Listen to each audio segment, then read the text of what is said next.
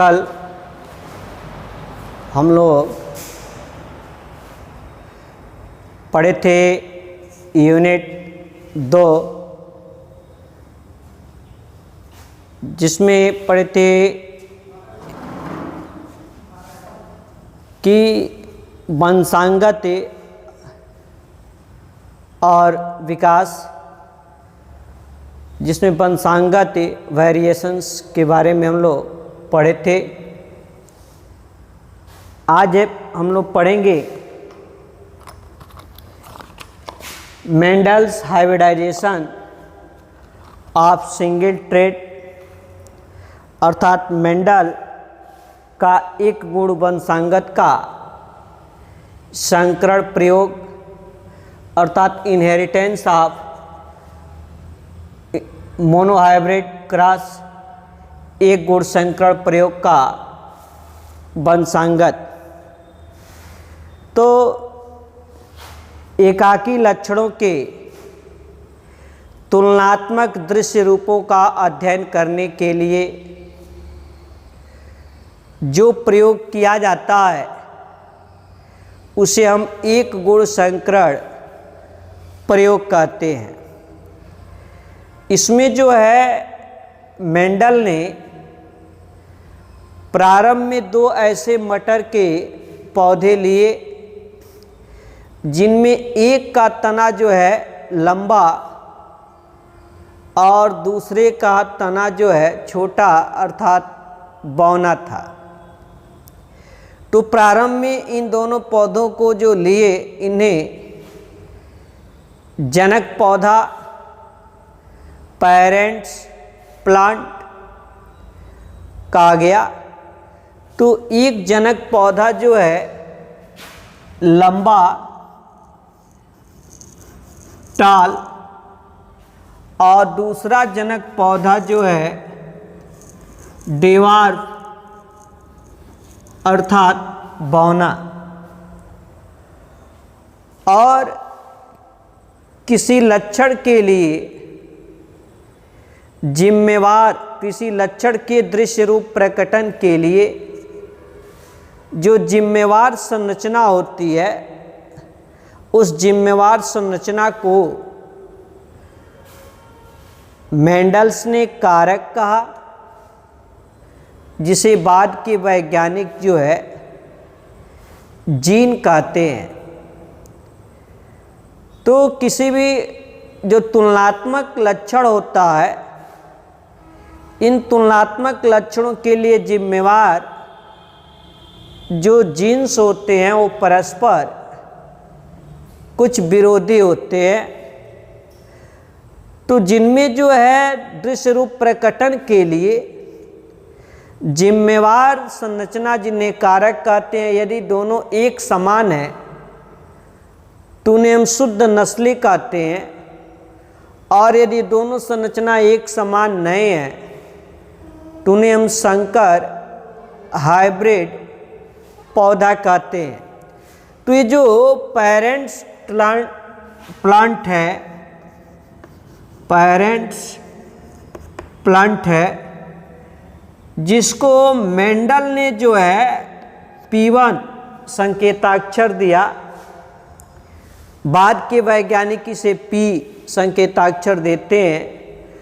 तो टाल प्लांट्स के लिए जो है जो जिम्मेवार संरचना थी वो कैपिटल टी, और डिवार्फ के लिए जो है स्मॉल टी।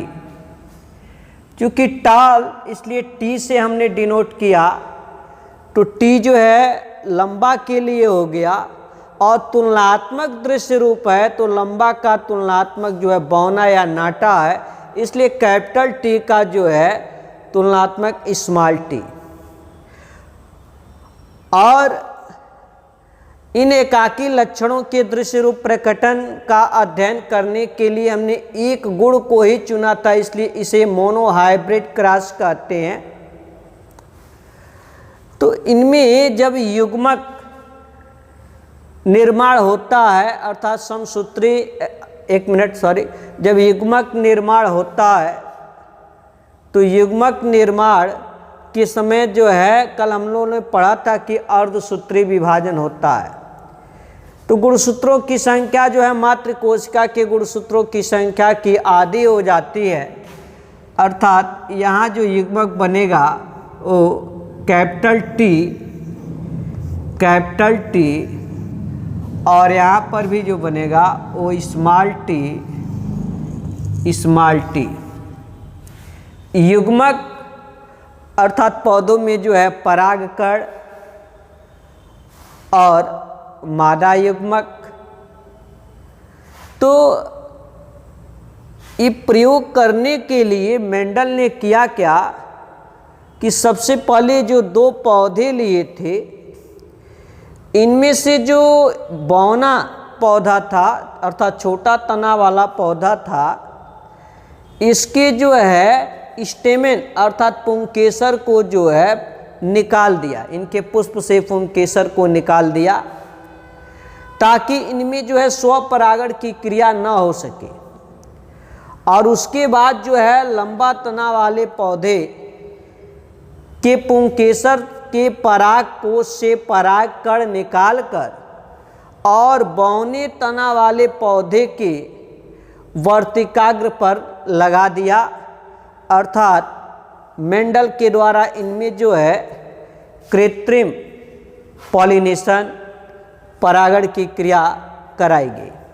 तो ये जो 2 युग्मक बने, जब इनमें हाइब्रिडाइजेशन हुआ तो इनसे जो है एक से कैपिटल टी स्मॉल टी, फिर capital T small T, capital T small T, capital T small T. और इनमें जो है जो लगभग इन 2 पौधों में हाइब्रिडाइजेशन हुआ, हाइब्रिडाइजेशन के फलस्वरूप जो है इनमें जो बीज बने और लगभग 1064 बीज बने। इन बीजों को मेंडल ने अपने बागीचे में बोया तो देखा क्या कि सब के सब लंबे तने वाले पौधे जो है प्राप्त होते हैं और इस पीढ़ी को F1 पीढ़ी कहा, प्रथम पीढ़ी कहा। और फिर इस F1 पीढ़ी के अंदर जो है स्वपरागण की क्रिया होने दिया मेंडल ने। तो इनमें भी ऐसे जो युग्मक 2 बन जाते हैं, तो स्वपरागण की क्रिया हुआ तो ऐसे capital T capital T, capital T small T, capital T small T, small T small T. और इनमें स्वपरागण के पश्चात जो बीज बने, उन बीज को मेंडल ने अपने बागीचे में बोया तो देखा कि उसमें जो है 3 हिस्सा जो पौधे हुए उस बीज से वो लंबे तने वाले थे और एक हिस्सा अर्थात 25% जो पौधे हुए वो बौने तने वाले, छोटे तने वाले पौधे हुए अर्थात बौने हुए। इनको मेंडल ने जो है F2 पीढ़ी कहा। तो ये तो दृश्य रूप प्रकटन था जो बाहर से लक्षण दिखाई दे रहा था। इनमें से जो 25% बौने पौधे थे, इनमें सेल्फ पॉलिनेशन की क्रिया होने दिया, अर्थात ये small T small T small T small T, इनमें जब सेल्फ पॉलिनेशन की क्रिया हुई तो सभी के सभी इनसे जो बीज प्राप्त हुए उन बीज को बोया गया तो देखा गया कि सभी के सभी बीज जो है ये छोटे तने वाले अर्थात बौने पौधे हुए, इसलिए ये 25% जो रहे वो शुद्ध नस्ली बौना पौधा रहा। ऐसे ये जो 3 हिस्सा अर्थात लगभग 75% जो लंबे तने वाले पौधे थे, इनका एक हिस्सा अर्थात ये 25% बीजों को यदि आपस में सेल्फ पॉलिनेशन की क्रिया होने दिया गया तो देखा कि सभी के सभी जो है पौधे जो है लंबे तने वाले थे, अर्थात जो है ये भी जो है शुद्ध नस्ली पौधा था। सब के सब लंबे तने वाले अर्थात शुद्ध नस्ली, ये शुद्ध नस्ली पौधे थे, सब के सब लंबे हुए। लेकिन इनका जो ये 50% लंबा पौधा था, जब इनमें सेल्फ पॉलिनेशन की क्रिया हुआ तो देखा गया capital T capital T capital T small T capital T small T और स्मॉल टी। तो इनमें फिर से जो है 3 संबंधे 1 के अनुपात में जो है लंबा और बौने पौधे प्राप्त हुए। अर्थात ये जो शेष ये जो 50% पौधे रहे, इनमें एक बौना भी मिल रहा है, अर्थात ये जो है शुद्ध लंबा नहीं है, ये हाइब्रिड लंबा है। तो इस प्रकार से एक तुलनात्मक लक्षण का प्रयोग करने के लिए मेंडल ने जो प्रयोग किया उसे ही जो है मोनोहाइब्रिड क्रॉस कहते हैं। इसी तरह से है इसमें कि रेसिप्रोकल क्रॉस क्या है, अन्योन्यता संकरण क्या है। तो अभी हमने बताया कि मेंडल ने अपने एक गुण संकरण प्रयोग के लिए 2 पौधे को चुना, एक छोटे तना वाला जिसे बौना पौधा कहा गया और एक मटर का जो है लंबे तना वाला जिसे लंबा पौधा कहा गया। तो छोटे तने वाले पुष्प के पराग छोटे तने वाले पुष्प के पुंकेसर को निकाल दिया गया था। लेकिन रेसिप्रोकल क्रॉस में क्या किया गया कि ये जो पेरेंट्स पौधे हैं इनमें जो है युग्मक के स्रोत को बदल दिया गया। अर्थात अब जो है यदि लंबे तने वाले पौधे के पुंकेसर को निकाल दिया जाए ताकि लंबे तने में जो है स्वपरागण की क्रिया न हो सके और बौने तने वाले पौधे के पुष्प के पराग कोश से परागकण निकालकर यदि लंबे तने के पुष्प के वर्तिकाग्र से लगा दिया जाए तो रिजल्ट क्या आएगा। तो देखा गया कि युग्मक के स्रोत को अदला बदली कर देने पर भी रिजल्ट सेम आता है कि प्रथम पीढ़ी में सब के सब जो है लंबे पौधे प्राप्त होते हैं, दूसरी पीढ़ी में जो है 3 संबंधे 1 के अनुपात में ही प्राप्त होते हैं तथा अगली पीढ़ी में जो है इनमें सेल्फ पॉलिनेशन होने दिया जा रहा है। तो 25% ऐसे लंबे पौधे हैं जो केवल लंबे पौधे को ही जन्म देते हैं, 25% ऐसे बौने पौधे हैं जो केवल बौने पौधे को ही जन्म देते हैं, शेष 50% पौधे में सेल्फ पॉलिनेशन होने पर पुनः 3 संबंधे 1 के अनुपात में लंबे और बौने पौधे प्राप्त होते हैं। अर्थात युग्मक स्रोत को बदलने पर भी रिजल्ट वही आ रहा है। तो इसे ही जो है हम क्या कहते हैं, अन्योन्यता संकरण कहते हैं। जैसे हम लोग पिछले क्लासों में छोटे क्लासों में गणित में पढ़ते हैं ना कि यदि 3 में 2 का गुणा किया जाए तो भी रिजल्ट 6 से आता है और यदि 2 में 3 का गुणा किया जाए तो भी रिजल्ट 6 ही आता है। तो इस प्रकार से हम लोगों ने आज पढ़ा Mendel hybridisation of single trait अर्थात मोनो हाइब्रिड क्रॉस और रेसिप्रोकल क्रॉस। अब जो है एक गुण संकरण प्रयोग पर आधारित जो है मेंडल्स की क्या अवधारणाएं थी। तो मेंडल्स की जो है 3 अवधारणाएं थी। एक था आनुवंशिकी के कारक, दूसरा था प्रबलता तथा अप्रबलता और तीसरा पृथक्करण।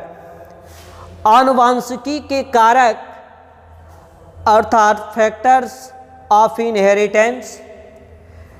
तो मेंडल ने बताया कि जिस संरचना के कारण जिस अणु के कारण उनका दृश्य रूप लक्षण निर्धारित होता है, उसी को मेंडल्स ने क्या कहा? फैक्टर कहा, कारक कहा। और बाद के वैज्ञानिक जो है उसे ही जो है जीन्स कहते हैं। तो किसी भी तुलनात्मक लक्षण का जो कारक होता है वो एक समान नहीं होता है, कुछ परस्पर एक दूसरे से भिन्न होते हैं। तुलनात्मक लक्षण जैसे कैपिटल टी एक दूसरे से थोड़ा भिन्न है। तो यदि किसी लक्षण के लिए दोनों एक कारक यदि समान हैं तो शुद्ध नस्लीय है। चाहे वो लंबा है तो दोनों कैपिटल टी है तो शुद्ध लंबा पौधा है, दोनों स्मॉल टी है तो शुद्ध बौना पौधा है।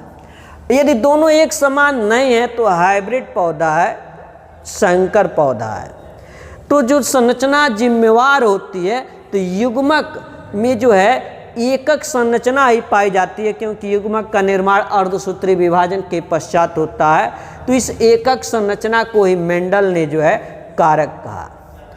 दूसरा मेंडल्स का जो है विधारणा था एक गुणसंकरण प्रयोग पर, कि जब लंबा और बौना पौधा के बीच में जो है संकरण कराया जाता है तो उस संकरण के फलस्वरूप जो बीज बनते हैं और उन बीज को बोया जाता है तो देखा जाता है कि प्रथम पीढ़ी में सभी के सभी जो है लंबे तने वाले पौधे ही प्राप्त हुए, अर्थात ये लंबापन का गुण जो है डोमिनेंट है। तो मेंडल ने कहा कि प्रथम पीढ़ी में जो लक्षण दिखाई देता है उसे प्रबल लक्षण कहते हैं, और जो लक्षण दिखाई नहीं देता है उसे रिसेसिव अप्रबल लक्षण कहते हैं। फिर जो है यदि F1 पीढ़ी में जो है सेल्फ पॉलिनेशन की क्रिया होने दिया गया, स्वपरागण की क्रिया हुआ, तो देखा गया कि अगली पीढ़ी में F2 पीढ़ी में जो है 3 संबंधी 1 के अनुपात में पौधे प्राप्त हो रहे हैं, अर्थात लगभग 75% पौधे जो है लंबे तने वाले हैं, 25% पौधे जो है बौने तने वाले हैं। जबकि इनके लिए जनक जो था प्रथम पीढ़ी के पौधे, इस सब के सब लंबे तने वाले पौधे रहे। लेकिन अगली पीढ़ी में जो है एक बौना 25% बौना पौधा भी आया। इससे मेंडल्स ने यह अवधारणा दी कि अप्रबल लक्षण के जीन अप्रभावी होते हुए भी जब प्रभावी लक्षण के जीन के साथ रहते हैं तो अपना अस्तित्व नहीं खोते हैं, बल्कि अपना अस्तित्व जो है बनाए रखते हैं और अगली पीढ़ी में पृथक होकर उनका दृश्य रूप प्रकटन होता है। तो इसे हम सेग्रीगेशन अर्थात पृथक्करण कहते हैं। और इसी आधार पर जो है मेंडल्स ने 2 नियम दिए।